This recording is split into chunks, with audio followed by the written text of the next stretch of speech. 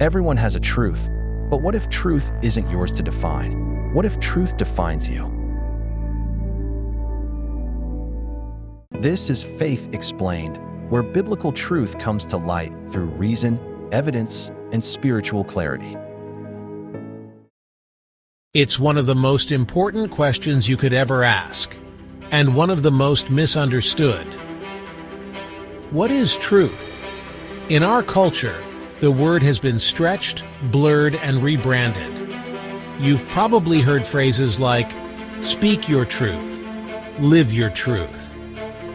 That's true for you, but not for me. And yet, even in a world obsessed with personal truth, we still get upset when we're lied to. We want honesty in relationships, fairness in the courtroom, accuracy in journalism. We expect truth to be real, even when we say it's relative. So what's going on? We've confused truth with perspective. We've replaced objective reality with subjective feeling. And in doing so, we've turned something unshakable into something unstable. Nearly 2,000 years ago, a Roman governor asked the same question we're still wrestling with today. Standing face to face with Jesus, Pontius Pilate asked, "What is truth?" And then he walked away. But what led to that moment? In John 18, Jesus is on trial. Pilate asks him if he's a king. Jesus answers, "For this purpose I was born, and for this purpose I have come into the world, to bear witness to the truth." And that's when Pilate says it. What is truth? He doesn't wait for an answer. He doesn't ask a follow-up question.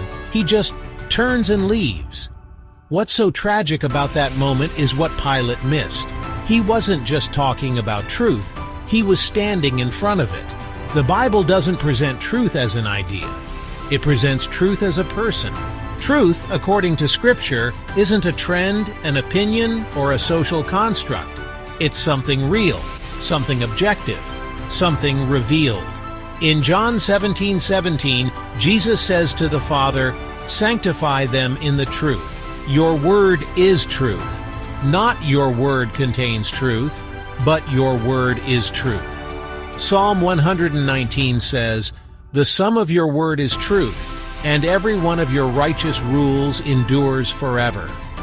Truth in the Bible is clear, unchanging, and anchored in God's character.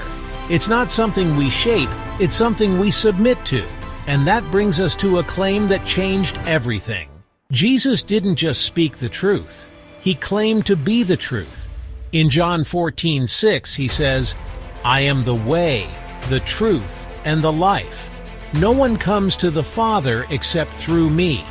Not, "I know the truth," not, "I teach the truth," but "I am the truth." This is why the question of truth is so much bigger than philosophy or opinion. Because to reject truth is to reject the one who called himself truth. Maybe you've heard this before. "That might be true for you, but it's not true for me." Or, "We all have our own truth." It sounds tolerant. It sounds open-minded. But it doesn't hold up. Yes, we all have subjective truth. Our feelings, experiences, and perspectives are real, and they matter. They help shape how we see the world. But subjective truth doesn't override objective truth. You can feel like gravity shouldn't exist, but step off a rooftop, and reality wins. You can believe stealing is okay, but the victim doesn't get their truth erased. Truth by nature isn't private. It's public, universal, and anchored in reality. Truth doesn't bend for comfort. It doesn't adjust for culture. And it doesn't change based on whether we like it. Truth is what corresponds to reality, whether we agree with it or not. And Jesus claimed to be the ultimate reality. So why does this matter? Because when we lose truth, we don't just lose an idea. We lose something far more dangerous. Without truth, justice breaks down, trust evaporates, right and wrong become blurred, until nothing feels solid anymore. In Isaiah 59:14, the prophet writes, "Truth has stumbled in the public square, and uprightness cannot enter." That could have been written yesterday. When truth is no longer fixed, the strongest voice wins. Not the wisest, not the most loving, not the most righteous, just the loudest. We see it in relationships where lies are normalized. We see it in governments where power replaces principle.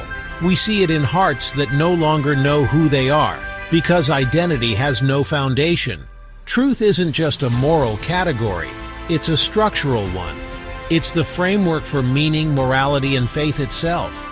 Without it, we're not free, we're lost and enslaved, unaware of our bondage. In John 8:32, Jesus says, "You will know the truth, and the truth will set you free." But freedom isn't found in doing whatever we want.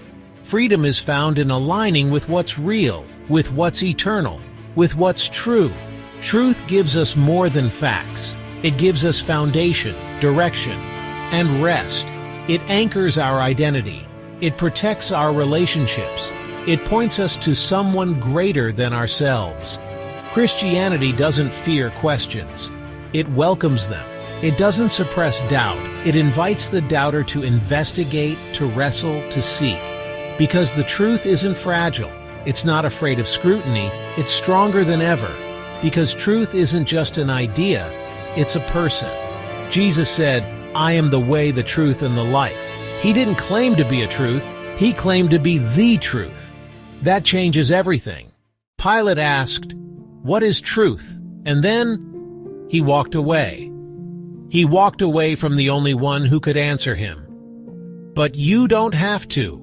The truth still stands. It still calls. And it still sets people free. The only question left is, will you listen? If this helped you get more clarity and inspired you, make sure to like, subscribe, comment, and share this with someone you care about.